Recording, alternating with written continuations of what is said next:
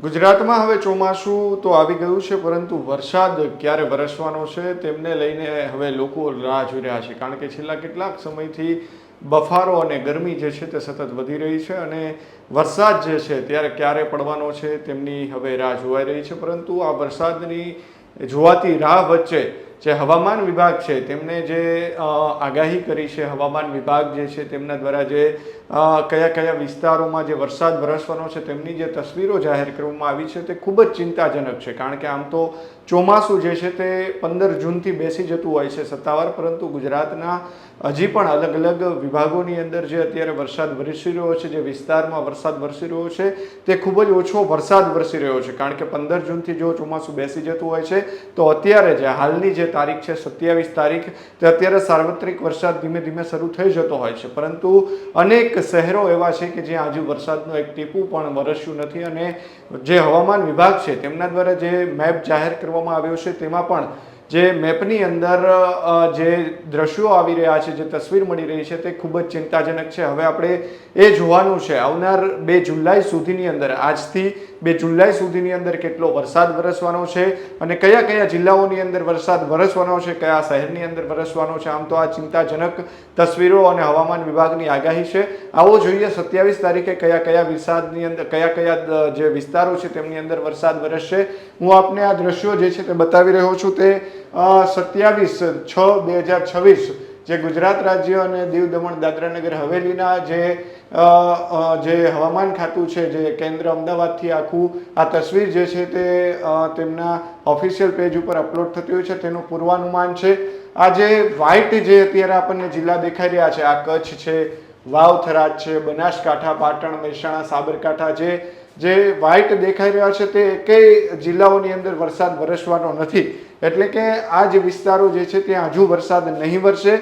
પરંતુ અનેક જે જિલ્લાઓ છે જે ગ્રીન અત્યારે આપણને દેખાઈ રહ્યા છે, અહીંયાથી આપણે શરૂ કરીએ તો આ દાહોદ છે, છોટાઉદેપુર છે, નર્મદા છે, સુરત છે, તાપી છે, નવસારી, ડાંગ અને દમણ અને વલસાડ અને દાદરાનગર હવેલી, આ જે ગ્રીન જે દેખાઈ રહ્યા છે આપણને જિલ્લા, જે તેમની અંદર છૂટો છવાયો વરસાદ વરસે તેવી શક્યતાઓ જે છે તે અત્યારે હવામાન વિભાગ છે તેમના દ્વારા વ્યક્ત કરવામાં આવી છે. હવે આપણે જોઈએ તો સૌરાષ્ટ્રની વાત કરીએ તો સૌરાષ્ટ્રમાં કયા કયા જિલ્લાઓની અંદર વરસાદ જે છે તે વરસી શકે છે.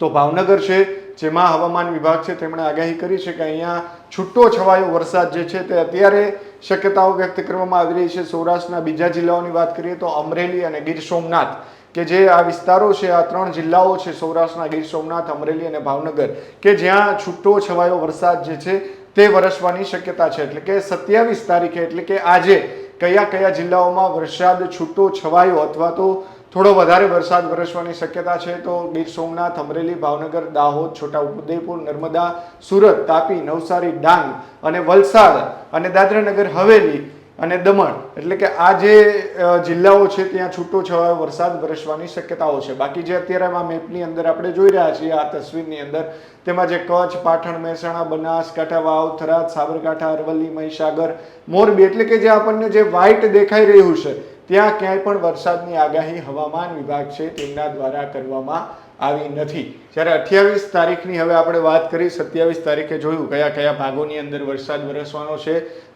જે 28/6/2024 આ વરસાદ હવે ક્યાં ક્યાં વરસવાનો છે તેમની વાત કરીએ.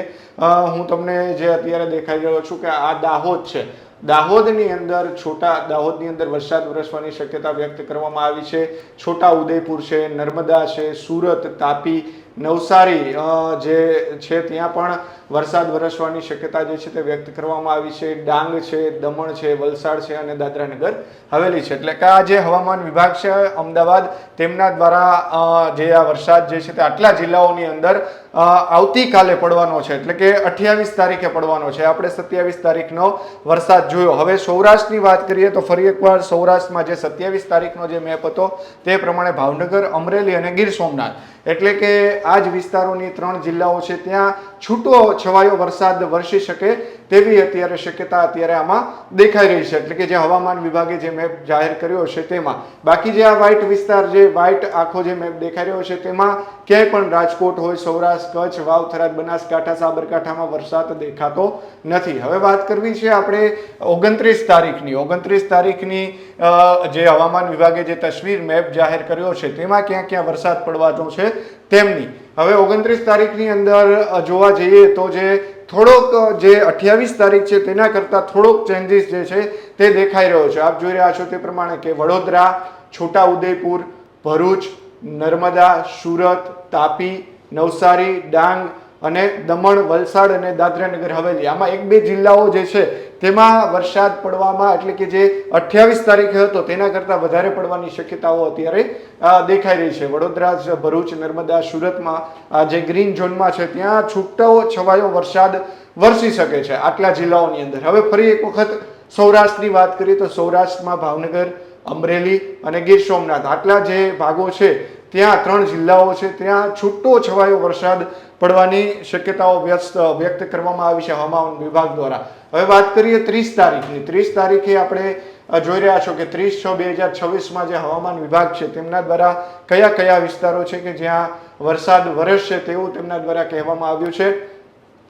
વડોદરા, છોટા ઉદેપુર, ભરૂચ, નર્મદા, સુરત, તાપી, નવસારી, ડાંગ, દમણ, વલસાડ અને દાદરાનગર હવેલી, એટલે કે 27 થી જે જિલ્લાઓ આપણે જોઈ રહ્યા છીએ આજથી કયા કયા જિલ્લાઓની અંદર વરસાદ વરસવાનો છે તો એમાં આ કોમન જિલ્લાઓ છે કે જે 29 તારીખ સુધી તો સરખા જ છે, કે જેમાં વડોદરા, છોટા ઉદેપુર, ભરૂચ, નર્મદા, સુરત, તાપી, નવસારી, ડાંગ, દમણ, વલસાડ આ જે જિલ્લાઓ છે ત્યાં છૂટો છવાયો વરસાદ છે તેની આગાહી કરવામાં આવી છે. હવે સૌરાષ્ટ્રમાં પણ એ જ કોમન ફરી એક વખત દેખાઈ રહ્યા છે 27, 28, 29માં કે અમરેલી, ભાવનગર, ગીર સોમનાથ, દીવમાં થોડોક છૂટો છવાયો વરસાદ જે છે તે વરસવાની શક્યતા છે. બાકી જુનાગઢ, દેવભૂમિ, દ્વારકા જે વ્હાઇટ અત્યારે આપણને દેખાઈ રહ્યું છે ત્યાં એકેય જે અત્યારે જે આ વ્હાઇટ મેપની અંદર આપણે જોઈ રહ્યા છીએ આ એકેય જિલ્લાની અંદર વરસાદ વરસવાની શક્યતા વ્યક્ત કરવામાં આવી નથી. એટલે કે અત્યારે ગુજરાતની અંદર હવે ચિંતાજનક માહોલ જે છે તે દેખાઈ રહ્યો છે. 30 તારીખ આપણે જોઈએ. હવે પહેલી તારીખની વાત કરીએ 1/7/2026. 1/7/2026નું જે વરસાદનું પૂર્વાનુમાન છે જે હવામાન વિભાગ દ્વારા વ્યક્ત કરવામાં આવ્યું છે તે શું છે તેમની જોઈએ તો આપણે હવે સૌરાષ્ટ્રથી શરૂ કરીએ તો સૌરાષ્ટ્રના મેપની અંદર થોડો ચેન્જીસ છે તે જોવા મળી રહ્યો છે. કારણ કે ભાવનગર, અમરેલી અને ગીર સોમનાથ જે 27 થી 30 તારીખ સુધી દેખાઈ રહ્યો હતો, પહેલી તારીખ જે છે તેમાં હવે ફેરફાર થયો છે. પહેલી તારીખમાં જુનાગઢમાં વરસાદ પડે તેવી શક્યતા હવામાન વિભાગ છે તેમના દ્વારા વ્યક્ત કરવામાં આવી છે. આપ જોઈ રહ્યા છો તે પ્રમાણે કે જે જુનાગઢ છે એ જિલ્લામાં વધારો થયો છે. જુનાગઢ, અમરેલી, ભાવનગર, ગીર સોમનાથ ને દીવ આ 4 સૌરાષ્ટ્રના જે જિલ્લાઓ છે ત્યાં છૂટો છવાયો વરસાદ વરસવાની શક્યતા હાલ વ્યક્ત કરવામાં આવી છે. હવે આપણે જઈએ છીએ ફરી જે પંચમહાલનો જે વિસ્તાર છે, છોટા ઉદેપુરનો વિસ્તાર છે ત્યાં પણ થોડોક હવે જે જિલ્લાઓ છે તેમાં ફેરફાર થયો છે. ધીમે ધીમે જે વરસાદ જે છે તે વધી રહ્યો છે ગુજરાતમાં. હવે મહીસાગરથી આપણે જોઈએ, પહેલા જોયું તો દાહોદથી શરૂ થતો હતો ત્યાં પંચમહાલ નહોતો દેખાડતો 27માં, પરંતુ આ જે તસવીર છે તેમાં મહીસાગર, દાહોદ, પંચમહાલ, વડોદરા, છોટા ઉદેપુર, ભરૂચ, નર્મદા, સુરત, તાપી, નવસારી, ડાંગ, દમણ અને વલસાડ અને દાદરાનગર હવેલી, એટલે કે જે 1 જુલાઈથી જે વરસાદ વરસવાનો છે હવામાન વિભાગે જે 2 તારીખ સુધીની જે આગાહી અને જે તસવીરો વ્યક્ત કરવામાં આવી છે તેમાં સૌરાષ્ટ્રના અલગ અલગ ભાગો અને જે પંચમહાલ, દાહોદ, વડોદરા સહિતના જે વિભાગો છે, જે શહેરો છે, જિલ્લાઓ છે ત્યાં પણ વરસાદ વરસવાની શક્યતા વ્યક્ત કરવામાં આવી છે. એટલે કે 1 જુલાઈથી થોડાક અલગ અલગ જે જિલ્લાઓ છે ત્યાં વરસાદનો કરંટ હવે દેખાઈ રહ્યો છે. હવે જે છેલ્લી તારીખ છે 2 તારીખ સુધીનું જે પૂર્વાનુમાન હવામાન વિભાગે કર્યું છે તેમાં આપણે હવે 2 તારીખ 2/7/2026ની અંદર જે વરસાદનું પૂર્વાનુમાન છે તેમાં શું ચિત્ર છે આપણે જોવાનો પ્રયાસ કરીશું. આપણે જોઈએ તે પ્રમાણે હવે સૌરાષ્ટ્રથી આપણે ફરી એક વખત જોઈએ તો એમાં પોરબંદર છે તે એડ થયો છે. જે 1 તારીખમાં પોરબંદરમાં વરસાદ નહોતો દેખાડતો, પરંતુ અહીંયા આપ જોઈ રહ્યા છો કે જે આ દરિયાઈ પટ્ટીનો આખો વિસ્તાર છે એમાં પોરબંદર જે છે તે અત્યારે દેખાઈ રહ્યો છે. પોરબંદરની અંદર 2 જુલાઈમાં વરસાદ પડવાની શક્યતા છે.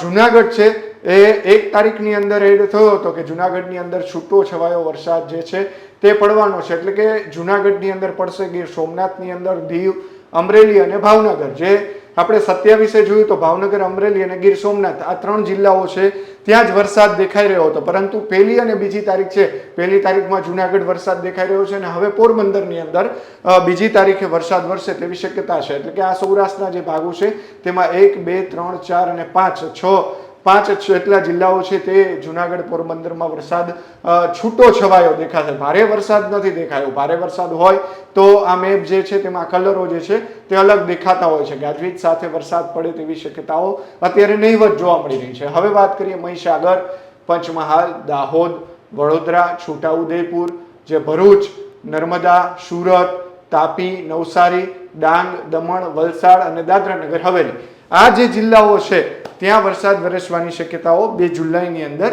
રહેવાની છે. આપણે જોયું એ પ્રમાણે કે જે 27 થી બીજી તારીખ સુધીના જે જિલ્લાઓ છે જેમાં પોરબંદર, જુનાગઢ, અમરેલી, ભાવનગર, ગીર સોમનાથ, દીવ, મહીસાગર, પંચમહાલ, દાહોદ, વડોદરા, છોટાઉદેપુર, ભરૂચ, નર્મદા, સુરત, તાપી અને નવસારી અને ડાંગ અને દમણ જે વિસ્તાર છે, જે શહેરો છે, આ જિલ્લાઓની અંદર વરસાદ વરસવાની હવામાન વિભાગ છે તેમને આગાહી કરી છે. છૂટો છવાયો વરસાદ જે છે તે વરસવાનો છે. એટલે કે 27 તારીખથી લઈ 2 તારીખ સુધીનું જે પૂર્વાનુમાન છે તે હવામાન વિભાગ દ્વારા જાહેર કરવામાં આવ્યું છે. પરંતુ જે આ પૂર્વાનુમાન એટલે કે જે મેપ અને જે તસવીર જાહેર કરવામાં આવી છે તે ખૂબ જ ચિંતાજનક છે. કારણ કે માત્ર 12 થી 15 જિલ્લાઓ એમાં છે, એમાં પણ છૂટા છવાયા વરસાદની આગાહી જે છે તે કરવામાં આવી છે. અને આ ચોમાસું જે આપણે વાત કરીએ છીએ કે મોડું આવી રહ્યું છે તેમના જ કારણે આ અસરો અત્યારે દેખાઈ રહી છે. ને આટલા જિલ્લાઓની અંદર હાલ વરસાદ દેખાઈ રહ્યો છે. ત્યારે આવા જ વરસાદના વધુ અપડેટ્સ માટે જોતા રહો સ્વરાજ અને અમારી ચેનલને સબસ્ક્રાઇબ કરવાનું ભૂલશો નહીં. ધન્યવાદ.